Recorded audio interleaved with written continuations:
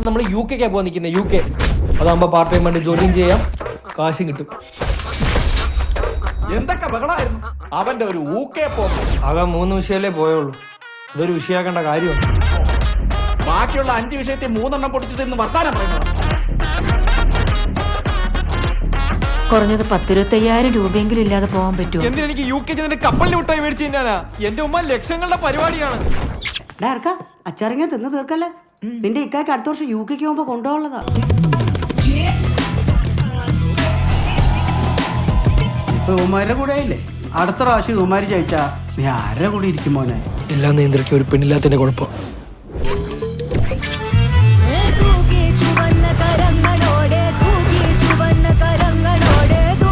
ഓടും ക്രിമിനലുകൾ അവര് പ്രായം നോക്കാതെ പിടിച്ച് അകത്തിടണം.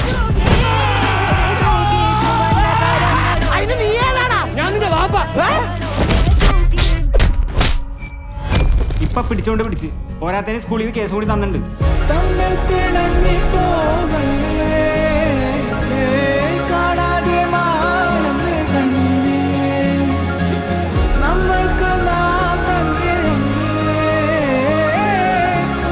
കൂടെ കൊണ്ടുവരുന്ന എവരെയും കൂടെ നശിപ്പിച്ചപ്പോ നിനക്ക് മതിയായല്ലോ.